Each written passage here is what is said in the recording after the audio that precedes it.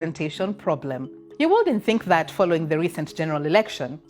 A record number of female candidates took part and quite a number of them won seats.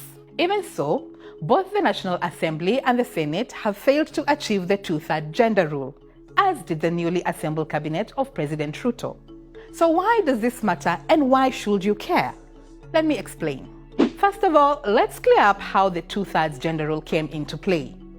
It all happened when Kenya's 2010 constitution demanded a groundbreaking gender quota requiring not more than two-thirds of elective public bodies shall be of the same gender.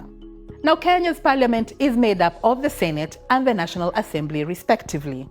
The Senate has 67 members and the National Assembly 349 members. So what are the actual numbers in parliament right now?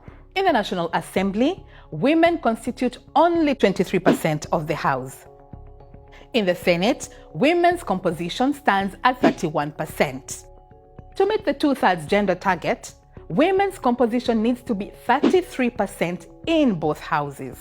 But why is meeting the two-thirds gender principle crucial? Daisy Amdanyi, a governance and women's rights activist, explains. For the longest time, leadership was seen as the preserve of men. It was government by men for men, and women really didn't have a say. Young people didn't have a say. Persons with disability didn't have a say.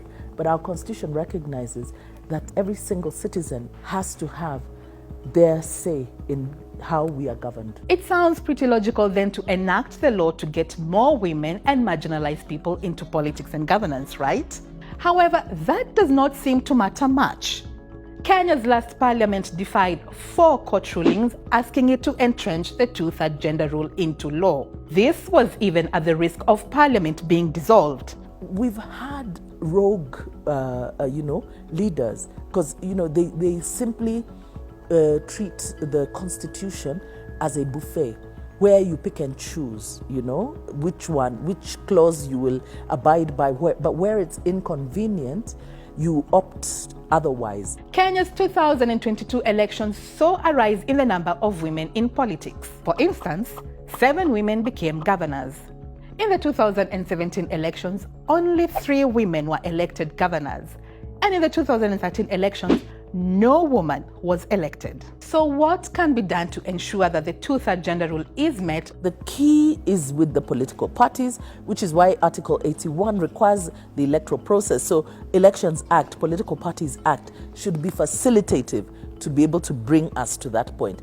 Article 100, it is the one article that remains in abeyance. It has never been implemented. The executive has always voiced its commitment to constitutionalism and the rule of law. What women are seeking are their constitutional rights as guaranteed by the Constitution, equal opportunity and equal right to representation and participation in leadership and governance, which is being denied them. It's